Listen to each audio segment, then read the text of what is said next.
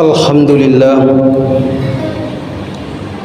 Alhamdulillahilladzi hadana lihaza wa ma kunna linahtadiya laula an hadanallah. Ashhadu an la ilaha illallah wahdahu la syarikalah wa ashhadu anna Muhammadan abduhu wa rasuluhu sayyidul halaiki wal bashar. Allahumma salli wa sallim ala hasan nabiyil karim Muhammadin wa ala alihi wa sahbihi ajmain, amma ba'd. Fa ya ibadallah, ittaqullaha haqqa tuqatih wa la tamutunna illa wa antum muslimun. Faqad qala Allah ta'ala fi kitabihil karim wa huwa asdaqul qailin. A'udzu billahi minasy syaithanir rajim. Bismillahirrahmanirrahim. Alladzina yanquduna ahdallahi min ba'di mizaqihi wa yaqta'una ma amarallahu ayyusala wa yufsiduna fil ardi ulaika humul hasirun. Sadaqallahul azim wa ballagha rasulul karim wa nahnu ala zalika minasy syahidin wasyakirin walhamdulillahi rabbil alamin. Alhamdulillah, tiada kata yang pantas dan paling mulia kita ucapkan selain kata hamdan wa syukran. Puji syukur kita panjatkan kehadirat Allah Subhanahu wa taala, Allah yang Maha Pengasih tak pilih kasih, Allah yang Maha Penyayang tak pandang sayang. Allah tidak pernah membeda-bedakan hambanya. Padami lawan atau sogi edu tu dari cede atau kasia-siewe toki fangka na to degaga fangka na raja na si bawa rakyat jelata risisi na fungala taala sama saja. Yang membedakan hanyalah takwa.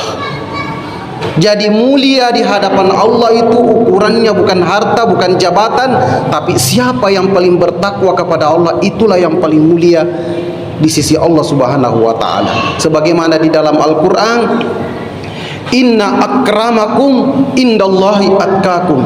Sesungguhnya yang paling mulia atau kami nama lebih di sisi Allah taala, di sisi Allah adalah siapa yang paling bertakwa di sisi Allah. Itulah yang paling mulia.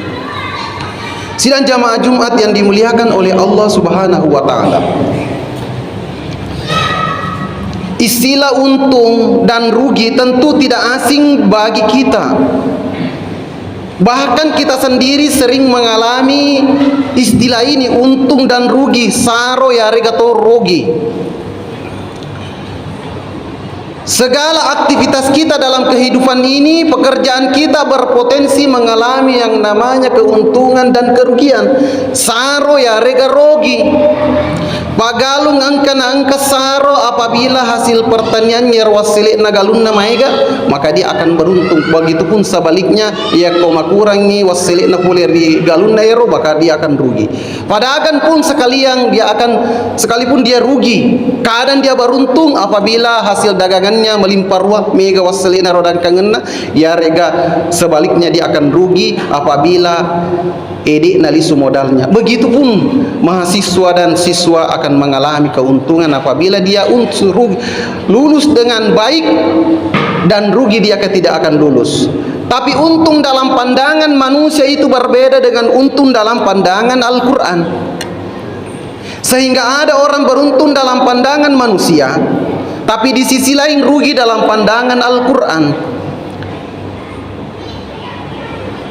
Untung dalam pandangan Al-Quran disebut al-muflihun, sehingga terkadang kita menemukan potongan ayat yang mengatakan ulaika humul muflihun. Mereka itulah orang-orang yang beruntung. Ya naro requero tausaro. Dan rugi dalam pandangan Al-Quran disebut al-hasyir.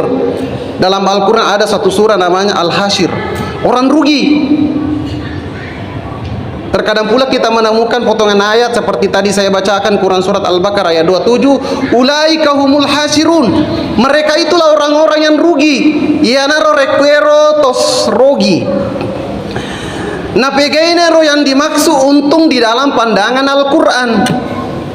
Siapa-siapa orang-orang yang beruntung dalam pandangan Al-Quran? Yang pertama, orang yang beruntung dalam pandangan Al-Quran yaitu orang yang mendirikan salat atau dekengi sempajange nasi bawe sokku. Orang yang mendirikan salat dengan sempurna. Yang mana itu sempurna? Apakah dengan sempurna itu sesuai dengan rukunnya, sesuai dengan rakaatnya? Misalnya duhur 4 rakaat, kurang dari 4 rakaat berarti tidak sempurna. Bukan cuma itu yang menjadi ukuran kesempurnaan, tapi yang menjadi ukuran kesempurnaan ibadah kita kepada Allah, salat kita kepada Allah adalah, terutama salat adalah khusyuk. Khusyuk itu ada yang mengartikan khusyuk itu adalah mengingat Allah 100% ketika sholat. Kalau diartikan khusyuk itu hanya mengingat Allah 100%, tidak ada manusia sholat mampu mencapai tingkatan khusyuk. Rasulullah sendiri dalam sejarah pernah dia memimpin sholat. Ketika dia ruku, cucunya Hasan dan Husain naik di punggungnya. Mindre iri lekena Nabi Muhammad SAW. Bahkan Nabi pada saat itu sujud lama. Nanti dia bangkit dari sujudnya ketika turun cucunya dari punggungnya. Nonno peleri lekena selesai sholat makutana sahabat surona Allah Ta'ala. Barusan kali ini kita sholat terlalu lama sujudnya. Ada apa ya gerangan ya Rasulullah? Rasulullah mengatakan, pada saat saya sujud cucu saya naik di punggung saya dan saya tidak mau bangkit karena takut cucu saya jatuh. Peristiwa kedua, pada saat Rasulullah memimpin sholat. Sementara dia memimpin sholat, ada anak kecil menangis di belakang. Maka pada saat itu Rasulullah mempercepat sholatnya. Napagatiri sampajanna selesai sholat di lipere makutana sahabat surona Allah Ta'ala. Barusan juga kali ini kita sholat terlalu cepat sholatnya. Maka dia Nabi, tidakkah kamu dengar di belakang itu ada anak kecil yang menangis? Kalau saya sholat memperpanjang sholatku, anak itu bisa saja dia sakit karena menangis terus. Jadi dua peristiwa ini apa kira-kira diingat Rasulullah? Allah. Tentu tidak ada yang bisa mengingat Allah 100%. Makanya khusyuk itu sebenarnya bukan mengingat Allah 100% saja, tapi khusyuk itu adalah ketundukan, kepasrahan, meninggalkan segala aktivitas kita untuk mengabdi kepada Allah. Pada ia soewe kita ada yang dari kantornya, ada dari pekerjaannya, tunduk meninggalkan pekerjaan, pasrah meninggalkan pekerjaannya untuk melaksanakan ibadah sholat Jumat. Itulah namanya khusyuk. Ada kepasrahan, keikhlasan, meninggalkan pekerjaan. Jadi khusyuk itu bukan pada saat salat, pada saat kita start mendengar azan pun itu termasuk sudah menjadi khusyuk. Ketika kita mendengar salat, kita pasrah meninggalkan, itu khusyuk. Hadirin dan hadirat yang berbahagia. Jadi orang yang beruntung, orang yang khusyuk mengingat, artinya tunduk khusyuk mengingat Allah ketika salat dan meninggalkan pekerjaannya, pasrah meninggalkan pekerjaan untuk melaksanakan ibadah di sisi Allah Subhanahu wa taala, sebagaimana di dalam Al-Qur'an, qad aflahal mu'minuna alladzina hum an salatihim khasyun. Sungguh beruntunglah orang-orang yang salat dalam keadaan khusyuk. Saro irto mas sampajeng khusyuk. Nengarafung Allah taala kemudian pasrah meninggalkan pekerjaannya untuk masuk pelori Allah taala. Kemudian yang kedua, orang yang beruntung dalam pandangan Al-Quran adalah orang yang membelanjakan hartanya napasuyir waramparanna rilale lalan nafuriufung Allah Ta'ala fisabilillah. Karena pada hakikatnya harta yang kita miliki itu sifatnya dua nih, ilino ianre nacapu ifake naburu digaya punangiro do letu di akhirat. Iya mero ya punya nyewe yang kita belanjakan, kita keluarkan di jalan-jalan dari ridho Allah. Waramparata ria sumbangan ri masjid untuk pembangunan masjid, itulah yang tentu ya funaiwi. Waramparata ria sumbangan ri masjid untuk pembangunan masjid, itulah yang tentu ya funaiwi. Harta kita sumbangkan kepentingan umum, itu menjadi amal jariah. Orang yang membelanjakan hartanya di jalan Allah diterangkan di dalam Al-Quran perumpamannya, masalul ladzina yunfikuna amwalahum. Perumpamaan orang yang membelanjakan hartanya di jalan Allah kamasali habbah. Sama perumpamaannya orang yang menanam biji kamasali habbah. Dari satu biji dia tanam ambatat sab'a sanabila. Satu biji itu nanti tumbuh menjadi 7 tangkai. Fi kulli sumbulatin mi'atu habbah. Dari 7 tangkai nanti itu menghasilkan 100 biji. Jadi dari 1 ditanam tumbuh menjadi 7 menjadi 100 biji setiap tangkainya. Begitulah orang yang membelanjakan hartanya di jalan Allah dengan syarat ikhlas karena Allah. Fungala ta'ala ya katai, bukan karena menyumbangkan hartanya di jalan Allah tapi ingin riyah melu riasen. Tapi membelanjakan harta itu sama ketika kita menyembunyikan keburukan. Kata seorang sufi perempuan namanya Rabia Al-Adawiyah, dia katakan, sembunyikan kebaikanmu sebagaimana kamu menyembunyikan keburukanmu. Artinya ketika kita menyumbang janganlah dicerita-cerita, cukup Allah yang tahu. Ini yang kedua. Kemudian yang ketiga, orang yang beruntung menurut pandangan Al-Quran adalah orang yang mampu menahan, memelihara, menjaga, mengendalikan hawa nafsunya. Inilah kemuliaan manusia. Manusia itu diciptakan oleh Allah dengan 2 potensi, angka akal dan angka nafsu. Akal untuk membedakan mana yang baik, nafsu sebagai motivasi untuk melakukan kegiatan aktivitas. Jadi nafsu itu tidak mutlak buruk. Ketika kita mampu mengendalikan hawa nafsu itu, maka itu akan berguna. Karena segala aktivitas itu banyak melibatkan nafsu di dalamnya. Nafsu itu diibaratkan air. Air itu akan berguna kepada manusia ketika air itu manusia orang yang mengendalikan, orang yang menguasai. Tapi ketika air itu air yang mengendalikan, menguasai manusia, maka merusak. Ya kuma kuramu patuwai make guna sabab iro ifake majenne, ifake cemme, ifake masempajang, ifake mandre. Bahkan orang tidak bisa hidup tanpa air ketika dia mampu menguasai. Tapi kalau air yang menguasai manusia seperti banjir, tsunami, maka solani. Sama dengan nafsu, ketika kita mampu mengendalikan nafsu itu, maka berguna. Membangun, karena segala aktivitas itu melibatkan nafsu di dalamnya. Tapi kapan nafsu yang menguasai? Ada namanya nafsu ammaratu bisui, nafsu yang senantiasa memerintahkan kepada keburukan. Ia naruh berkuasa pada diri manusia, maka keburukan, dosa semakin indah dalam pandangannya. Inilah yang harus kita luruskan, mengarah kepada nafsu yang selamat, namanya nafsul mutmainnah, nafsu yang membawa dia ke surga. Hadirin dan hadirat yang berbahagia. Jadi orang yang beruntung adalah orang yang mampu menjaga, memelihara hawa nafsunya. Karena pernah suatu ketika Rasulullah pulang dari perang Badar, perang yang paling besar. Rasulullah mengatakan, raja'na minal jihadil askar ilal jihadil akbar. Kita ini kembali ke jihad yang kecil dan menuju ke jihad yang besar. Sahabat kaget. Nah, ini perang kami melupuh. Perang Badar banyak yang gugur. Kenapa Rasulullah mengatakan ini perang kecil? Maka sahabat bertanya, ya Rasulullah, ma huwa jihadul akbar? Fili jihad akbar, Nabi mengatakan huwa jihadun nafs, jihad melawan hawa nafsu, jihad mengendalikan hawa nafsu. Inilah yang ketiga. Kemudian yang terakhir, yang mana rugi dalam pandangan manusia? Tadi untung. Rugi dalam pandangan manusia di dalam Al-Quran surah Al-Baqarah ayat 27, alladzina yanquduna ahdallahi min ba'di mizaqihi. Orang yang rugi adalah orang yang memutuskan, orang yang mengingkari topet-tuengi, orang yang mengingkari janjinya dengan Allah setelah dia teguh.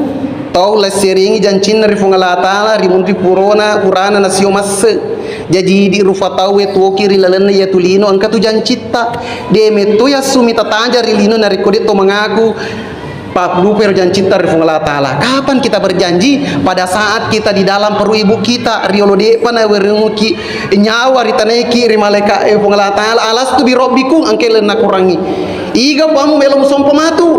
Maka manusia yang lahir di dunia ini dengan salah mengatakan qalu bala syahidna usabbi idi fuakum melo sumpah. Jadi di tokir lino melo metokit masum per Allah taala.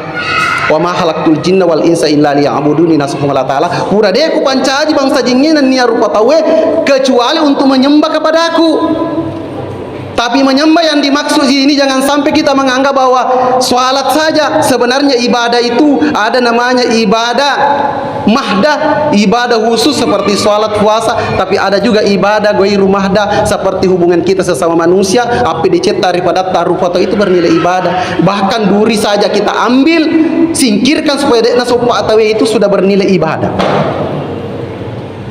Hadirin dan hadirat hadirin sidang jamaah Jumat yang dimuliakan oleh Allah Subhanahu wa taala. Jadikan segala aktivitas kita ini bernilai ibadah. Dangka-dangka bisa bernilai ibadah ketika kita melakukan dengan cara yang baik, tidak bertentangan dengan agama.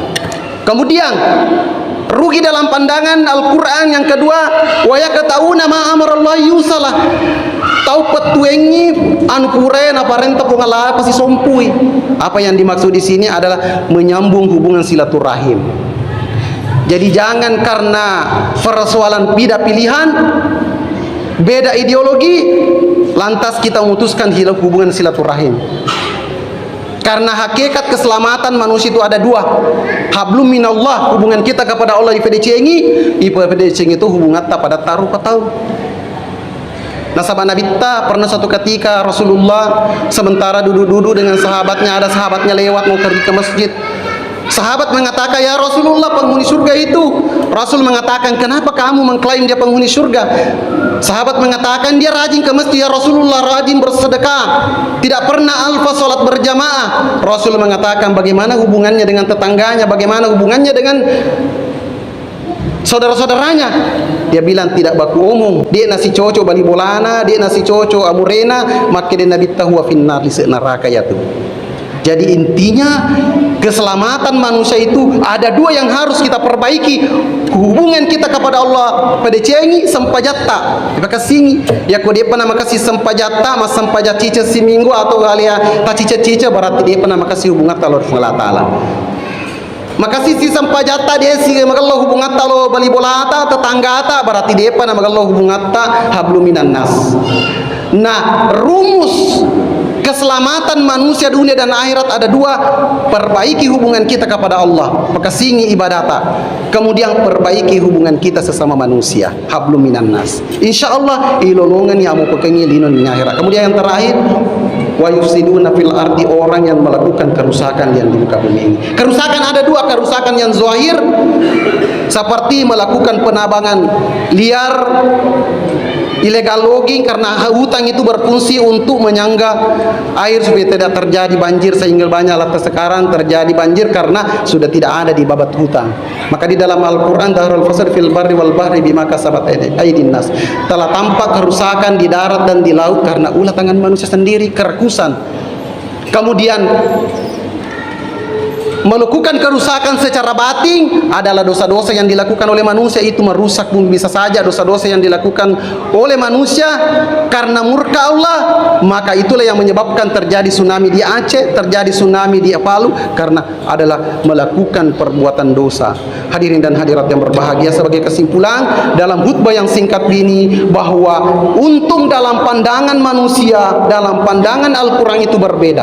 Ada orang untung dalam pandangan manusia tapi rugi di sisi pandangan Al-Quran. Begitupun sebaliknya, rugi dalam pandangan Al-Quran tapi untung dalam pandangan manusia. Nah, bagaimana kita bisa meraih keduanya? Untung dalam pandangan manusia, saroki dalam pandangan manusia, sarotoki dalam pandangan Al-Quran. Tiada lain adalah keselamatan dunia dan akhirat. Sehingga kita berdoa kepada Allah, Rabbana atina fid dunya hasanah wa fil akhirati hasanah wa qina azaban. Ya Allah, berilah kami kebaikan, kebahagiaan dunia dan kebahagiaan akhirat, dan jauhkanlah kami dari azab api neraka. Demikian, barakallahu li wa lakum fil Qur'anil azim wa nafa'ni wa iyyakum bima fihi minal ayati wa zikril hakim wa taqabbala minni wa minkum tilawatahu innahu was-sami'ul alim.